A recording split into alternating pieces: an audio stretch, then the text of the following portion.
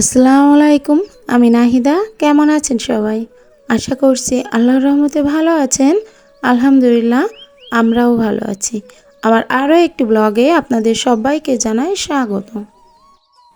আজ সকালে তেমন একটা তাড়া নাই। গতকাল রাত্রের যে ভাতগুলো ছিল সেগুলো বেশ খানিকটাই ছিল।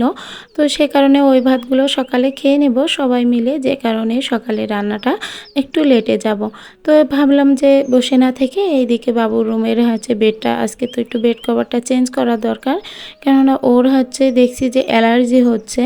তো বাসায় তো তেমনভাবে ধুলো ময়লা রাখি না, থাকেও না, যেহেতু আমার ছেলে এবং মেয়ে দুইটারই স্কিন অ্যালার্জি।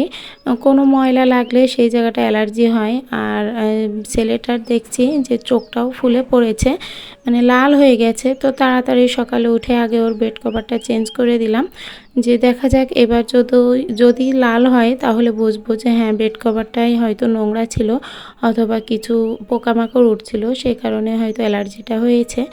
আর যদি দেখি যে না তারপরেও হয়ে যাচ্ছে কন্টিনিউ, যদি দেখি যে ওরকম চোখ লাল হয়ে গেছে আর বারবার হাঁচি দিচ্ছে, তাহলে বুঝবো না এই ঠান্ডার কারণে হয়তো হচ্ছে।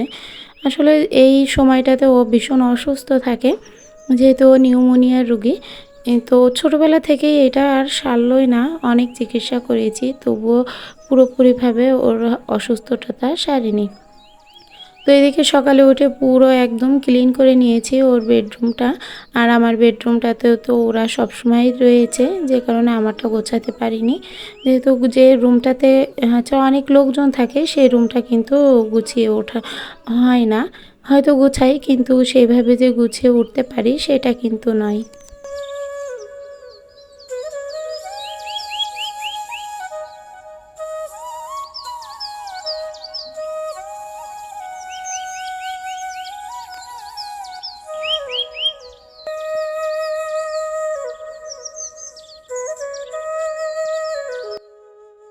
প্রত্যেকটা দিনই মনে হয় যে আগে রুমটা বেডগুলো ঝেড়ে গুছিয়ে যদি রুমটা ঝাড়ু দিয়ে তারপর রান্না করতে আসি, তাহলে কিন্তু একটা ফ্রেশ ভাব লাগে। কিন্তু এটা কখনো হয় না, খুব ভুল ভবিষ্যৎ হয় আমার সাথে, যে এভাবে গুছিয়ে রান্না বান্না করতে গেলে অনেকটা লেট হয়ে যায়। আর এখন যেহেতু একটু ছুটিতে আছে সবাই, পুজোর যে ছুটি, তো সে কারণে আমার হাজব্যান্ড এবং ছেলে দুইজনেই বাসায়। তো সেক্ষেত্রে ওরা হয় কি যে রুমেই থাকে। তো ছেলেকে বারবার উঠিয়ে দিয়ে আর সকালে রান্নার তেমন একটা চাপ আর কি থাকে না। তো ওদের আবার অনেক সময় হয় যে যখন ডেকে দিই যে এখন উঠে যাও, আমি রুমটা একটু গুছিয়ে নেব, তো ওরা কিন্তু মাঝে মধ্যে কথা শোনে। এর আগে শুনতো না, কিন্তু এখন যেহেতু জানে যে আমি ভিডিও করি, তো সেক্ষেত্রে একটু হলেও কথাটা শোনে।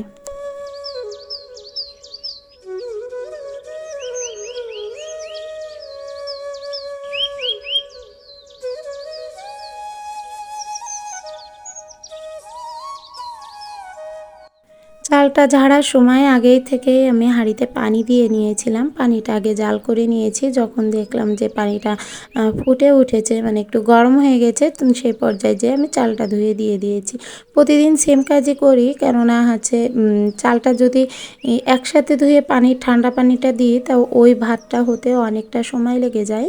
আর যদি এভাবে পানি দিয়ে তারপরে চালটা ধুয়ে দিই, পানিটা গরম করে নিয়ে, তাহলে কিন্তু ভাতটা হতে একটু কম সময় লাগে আর কম সময়ের ভিতরে আমি রান্নাটাও কমপ্লিট করতে পারি।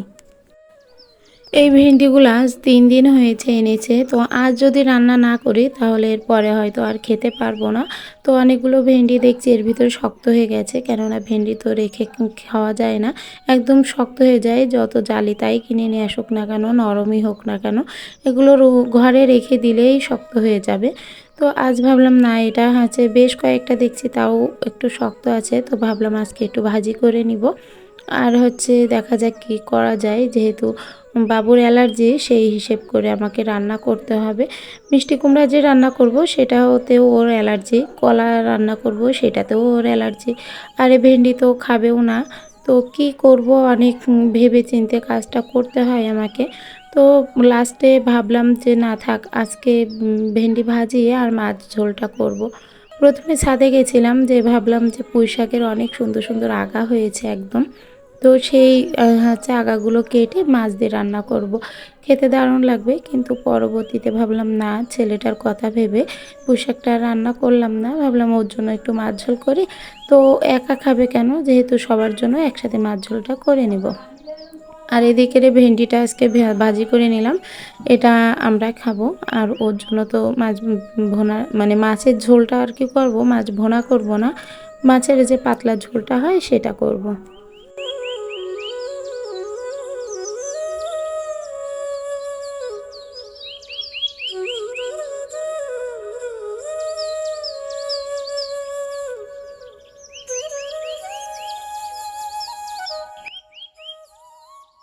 তো মাছ ঝোল করার জন্য এখানে আমি পেঁয়াজ, রসুন আর সর্ষে বাটা দিয়ে দিয়েছি। জিরা সর্ষে বাটাটা দিয়ে হালকা করে একটু হচ্ছে মশলাটা কষিয়ে নিচ্ছি। খুব বেশি একটা আমি মশলা কষাই না। অনেক সময় হয়তো অনেকেরই দেখি যে মশলা কষাতে কষাতে লাল হয়ে যায়, কিন্তু আমি অতটা কষাই না। কষালে মনে হয় মশলার যে স্বাদ সেটা থাকে না। তো যাই হোক, হচ্ছে অল্প একটু কষিয়ে নিয়ে আমি একটু পানি দিয়ে দিলাম, দিয়ে এইভাবে এরপরে এবার মাছটা দিয়ে দেব। যেহেতু মাছের পাতলা ঝোল হবে, সে কারণে আমি কিন্তু খুব একটা ঘন করব না। আর এর থেকে খুব একটা ঝোলও কমাবো না, সামান্য একটু পানি যখন কমে আসবে তখনই আমি নামিয়ে নিব।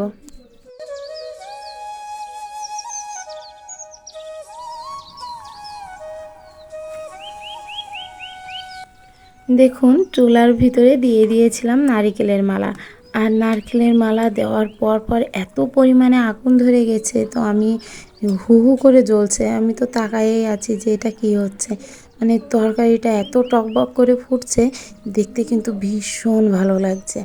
আর এটা যে এত মানে এই টকবকে আওয়াজ, তারপরে আবার ফুটন্ত তরকারি খেতে কিন্তু দারুণ স্বাদের হয়। আর অনেক সময় হচ্ছে হয় কি যে নর্মালভাবে রান্না করলে যদি কাঠের চুলায় রান্না না করে কারেন্টে রান্না করা হয় অথবা গ্যাসে, তবে আমাদের মতো সাধারণ গ্রামে যারা থাকে কাঠের চুলায় রান্না করে খেয়ে অভ্যাস, তারা কিন্তু গ্যাসের চুলায় তেমন একটা স্বাদ পায় না। তো রান্নাটা কমপ্লিট হয়ে গেছে। আর এইদিকে হচ্ছে একটু থালা বাসন যেগুলো ছিল সেগুলো একটু মেজে নিলাম, মেজে এগুলো উপর দিয়ে দিব, দিয়ে তারপরে এই রান্নাঘরটা একটু ক্লিন করব। আর আজকে রান্না হলো ভেন্ডি ভাজি আর মাছ ঝোল, সেটা একটু আপনাদেরকে দেখিয়ে দিলাম।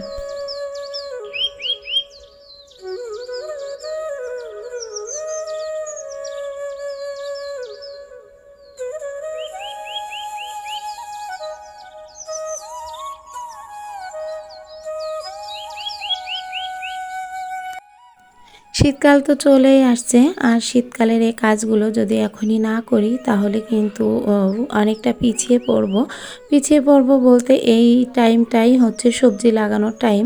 আমি যত যাই লাগাই না কেন, এই টাইমটাই যদি লাগাতে পারি তাহলে একদম পুরো শীত ভরে হচ্ছে তার ফলন খেতে পারবো। তো এখানে আমার শাশুড়ি হচ্ছে ঝালের বীজ দিয়েছিল, বোম্বাই ঝালের বীজ কিংবা বির ঝাল, যে যেটাই বলেন না কেন। তো এই ঝালটা একটু দিয়ে দিলাম, পাতো দিয়ে দিলাম। এর আগের দিনও দিয়েছিলাম, কিন্তু আগের দিনেটা বৃষ্টিতে একেবারে হচ্ছে পুরো ধুয়ে গেছে, আর চারাগুলোও মারা গেছে এর আগের বার যেটা দিয়েছিলাম সেটা। তো যাই হোক, এবারও চেষ্টা করলাম, দেখি চারা বেরোয় কিনা। আর এখানে হচ্ছে বেগুন গাছের গোড়ায় বেশ ঘাস হয়েছে, সেই বেগুন গাছটা একটু পরিষ্কার করে দিতে বললাম হাজবেন্ডকে। তো ছাদে এসে আগে গতকাল তো ছাদটা পরিষ্কার করেছিলাম, আর আজকে ছাদের এই যে জিনিসগুলো এগুলো একটু পরিষ্কার করে নিচ্ছি, এর গোড়াগুলো ভালো করে হচ্ছে ঘাসটা উঠিয়ে দিচ্ছি, যাতে বেগুন গাছগুলো আর কি বড় হয় খুব তাড়াতাড়ি। আর এই বেগুন গাছে যে এত পরিমাণের ফলন সেটা এক্ষুনি দেখাচ্ছি আপনাদেরকে।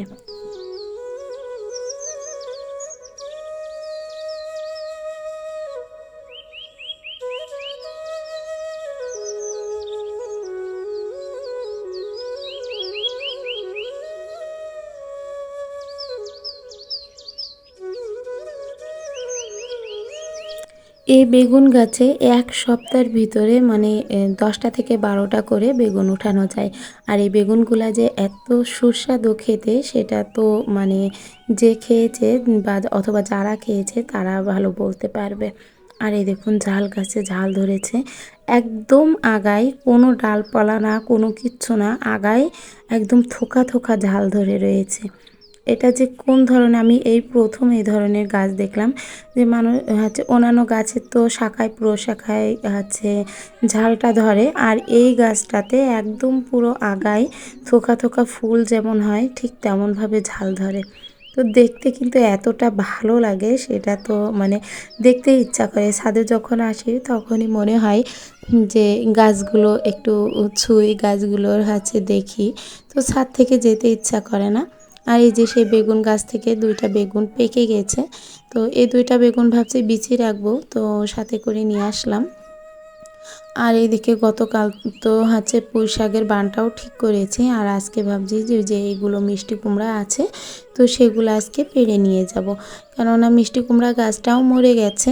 আর শুধু শুধু মিষ্টি কুমড়াগুলো উপরে যদি থাকে তাহলে জিনিসটা নষ্ট হয়ে যাবে, হয়তো পোকা লাগবে। তো মিষ্টি কুমড়া সবগুলো পেড়ে নিয়ে আসছি। আরও কিছু মিষ্টি কুমড়া আত্মীয় স্বজনের বাড়ি তো এর আগেই পাঠিয়ে দিয়েছি। আর এই যে এখন যে কয়টা মিষ্টি কুমড়ো নিয়ে আসছি, তো এইগুলা হচ্ছে কেটে প্রতিবেশীদের ভিতরে দিয়ে দিব, আমার আশেপাশে যারা আছে তো তাদেরকে দিয়ে দিব। তো আমি কাটছি আর পিচ্চি বাচ্চা যারা আছে আমার আশেপাশে তো তাদের বাড়ির জন্য তাদের হাতে ধরিয়ে দিচ্ছি। আর এখন যেটা কাটবো এটা আমিই দিয়ে আসবো আন্টিদের বাসায়, তো ওনাদের বাসায় কোনো পিচ্চি নাই, তো সেক্ষেত্রে আমার হচ্ছে দিয়ে আসতে হবে।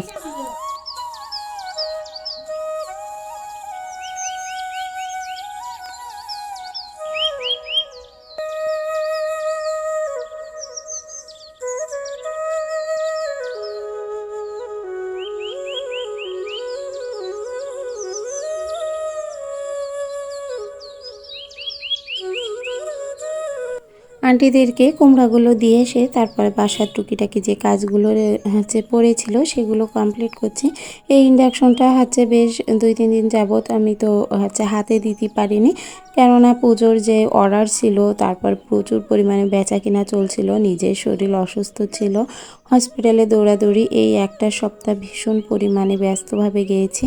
তো সেক্ষেত্রে হচ্ছে ইন্ডাকশনটা একদমই দেখতেই পারিনি ইন্ডাকশন, এবং ঘরের অনেক কিছু গোছানো বাকি থেকে গেছে, অনেক কিছু পড়েই আছে, হয়তো সেগুলো হাতও দিতে পারছি না। আসলে ভীষণ ব্যস্ত এবং খুব শরীরটাও ভীষণ খারাপ, তো চারিদিক থেকে দেওয়া হয়ে ওঠেনি। তো আজ ভাবলাম যে এটা একটু ভীম দিয়ে ভালো করে ডলে শুকনো একটা কাপড় দিয়ে মুছে নিই, তাহলে জিনিসটা ক্লিন হয়ে যাবে। যেহেতু এটাতে প্রতিদিন আমার রাত্রে রান্না করা লাগে, তো সেটাও তো একটু পরিষ্কার রাখতে হয়। আর এই জায়গাটায় তো হচ্ছে পরিষ্কার রাখার কোনো ব্যতিক্রম কিছু নাই, কেননা এটাতে প্রতিদিন এখানে কাটা হয়, খাবার বাড়া হয়, তো যে কারণে আর বিশেষ করে যখন ভাজি ভুজি করি আমি, রাতে তো ভাজি করা হয়, তো সেক্ষেত্রে তেল চিটচিটে হয়ে যায়।